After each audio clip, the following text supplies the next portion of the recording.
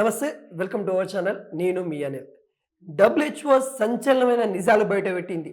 పాల కల్తీలో జరుగుతున్న ఏవైతే కల్తీ తింటున్నామో దానిపైనైతే డబ్ల్యూహెచ్ఓ సంచలనమైన నిజాలు అయితే బయటకైతే ఇవ్వడం అయితే జరిగింది. 2025 నాటికి 87% క్యాన్సర్ బారిన పడే ఛాన్సెస్ అయితే కనబడతా ఉన్నాయి. ముఖ్యంగా కల్తీ ఫుడ్ తింటా ఉన్నాం కాబట్టి ఆ కల్తీలో అయితే ముఖ్యంగా మనం డైలీ యూజ్ చేసే పాలల్లో అత్యధికంగా కల్తీ జరుగుతూ ఉంది. ఇటు సిటీలలోనే కాదు పల్లెటూర్లలో కూడా కల్తీ వ్యవహారాలు అయితే నడుస్తూ ఉన్నట్టు కూడా కనబడతా ఉన్నట్టు కూడా డబ్ల్యూహెచ్ఓ అయితే పేర్కొంది. ముఖ్యంగా భారతదేశంలో అయితే ఈ కల్తీ ఎక్కువ జరుగుతూ ఉంది.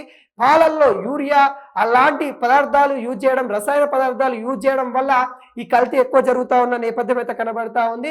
వీటిపైన డబ్ల్యూహెచ్ఓ అంటే ఈ భారతదేశంలోనే అయితే మరి ఈ పాలధారణ కల్తీ వల్ల 87% క్యాన్సర్ బారిన పడే ఛాన్సెస్ అయితే కనబడతా ఉందన్నట్టు కూడా మరి హెచ్చరిస్తూ ఉంది నేపథ్యం అయితే కనబడతా ఉంది.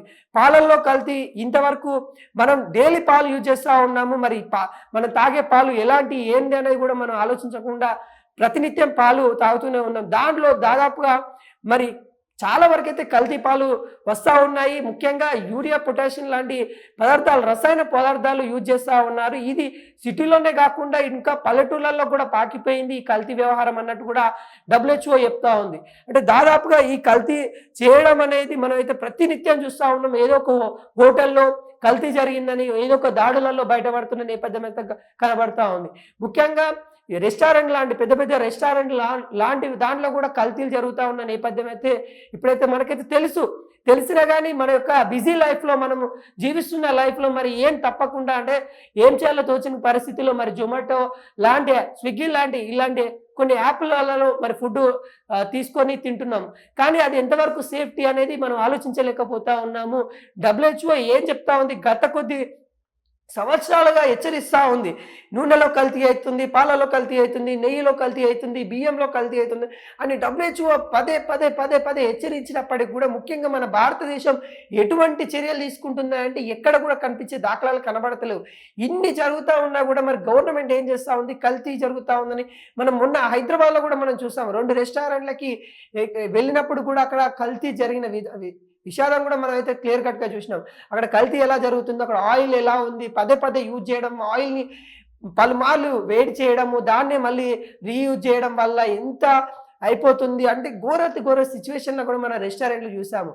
డబ్ల్యూహెచ్ఓ హెచ్చరించినప్పటికి కూడా ఇలాంటివన్నీ ఎక్కడ కూడా ఆపే సిచ్యువేషన్ అయితే మనకైతే కనబడతలేదు. ఇప్పటికైనా హెచ్చరిస్తూ ఉంది. మనం డైలీ తాగే పాలల్లో దాదాపుగా రసాయన పదార్థాలు ఉన్నాయని కూడా హెచ్చరిస్తూ ఉంది. ఇప్పటికైనా ఇండియా గవర్నమెంట్ మేల్కోవాలనే దానిపైన అయితే కొంతవరకు చెప్పిన దాఖలాలు అయితే కనబడతా ఉన్నాయి.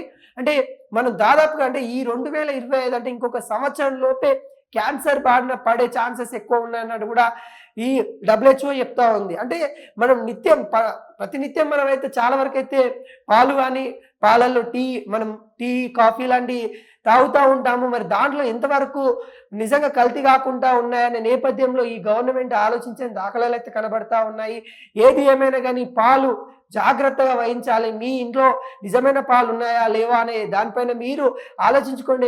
ఎందుకంటే డైలీ పిల్లలకి ఇస్తా ఉన్నాం. మనం ముఖ్యంగా పిల్లలకి పాలల్లో ప్రోటీన్ ఉంటుందని, కొంత బలం వస్తుందని మనం ఇస్తూ ఉంటాం. కానీ దానికి విషంగా మారబోతా ఉంది రాను ఈ పాలు కూడా. అంటే ఒకప్పుడు అమృతంగా ఉన్న పాలు ఇప్పుడు విషంగా మారి చాలా డబ్బుల కోసం కానీ చాలా విధాలుగా ఏదైతే అత్యాశకి దారితీస్తుందని అంటున్నారు, ఆ విధంగా పాలన్నీ కొంతవరకు యూరియా లాంటి మనం ముఖ్యంగా గతంలో కూడా కొన్ని మన మాధ్యమాలలో చూసాము. యూరియా కలుపుతూ దొరికిపోయిన సంస్థలను కూడా మనం చూసాము. అంటే పాలు ఏ విధంగా కల్తీ చేస్తా ఉన్న నేపథ్యం కూడా మనం అయితే చూసాము. ఇంకా ముఖ్యంగా డబ్ల్యూహెచ్ఓ ఏం చెప్తా ఉందంటే మన ఏదైతే రైల్వే సంబంధించిన స్టేషన్లలో ఏవైతే ఇక్కడ మన సమీపంలో ఉన్న రైల్వే సంబంధించిన స్టేషన్లలో పాలు కల్తీ ఎక్కువగా ఉంటుంది అన్నట్టు కూడా మనకైతే క్లియర్ కట్గా చెప్పడం అయితే జరిగింది. ఇది ఒక సర్వే ఆధారంగా తీయడం అయితే జరిగింది. అంటే కల్తీ ఏ పదార్థాలలో ఎక్కువ జరుగుతూ ఉంది, అసలు కల్తీ ఎక్కడ జరుగుతుందనే నేపథ్యంలో సర్వే చేసిన డబ్ల్యూహెచ్ఓ ముఖ్యంగా పాలల్లో ఎక్కువ కల్తీ జరుగుతూ ఉందనే నేపథ్యం అయితే వాళ్ళైతే ఇవ్వడం అయితే జరిగింది.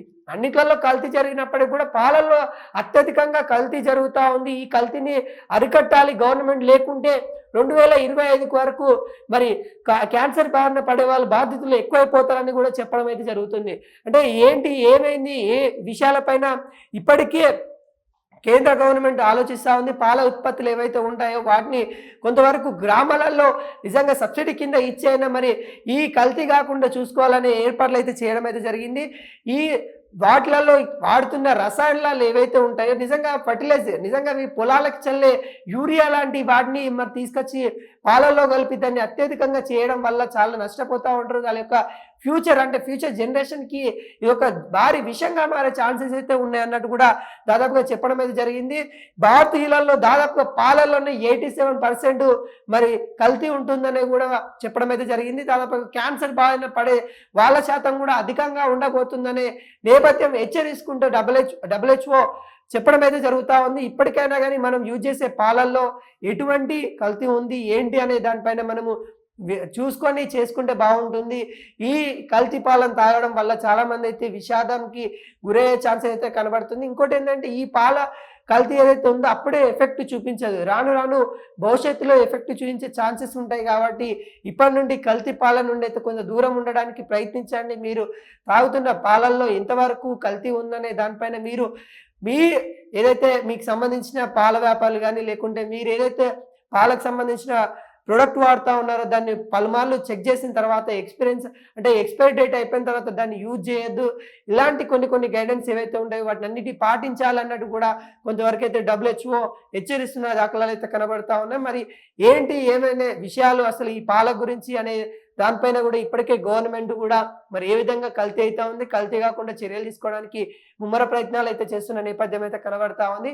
ఇకనైనా పట్టణవాసులు ఇది ఇంకేంటంటే పట్టణవాసులతో పాటు గ్రామీణ ప్రాంతాల్లో కూడా పాకిపోయిన దాఖలాలు అయితే కనబడతా ఉన్నాయి. గ్రామాల్లో కూడా కల్తీ వ్యవహారం అనేది చాలా ఎక్కువైపోయింది. గ్రామాల సైతం కూడా మరి పాకిపోవడం వల్ల భారతీయ ప్రజలు మరి పెను ప్రమాదము ఎదుర్కోవాల్సిన పరిస్థితి రాబోతుందంటూ కూడా మరి అయితే హెచ్చరించిన దాఖలాలు అయితే కనబడతా ఉన్నాయి.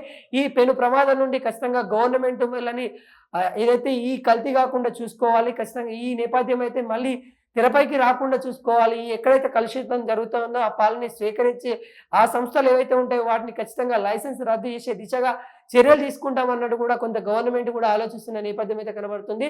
2025 వరకు మరి ఈ బారిన పడే సంఖ్య ఎక్కువ ఉంటుంది. మీరు జాగ్రత్త ఉండాలి, తస్మాత్ జాగ్రత్త అని కూడా పలు సంస్థలు కూడా హెచ్చరించింది. ఈ రోజున WHO కూడా హెచ్చరిస్తున్న దాఖలాలు అయితే కనబడతా ఉన్నాయి.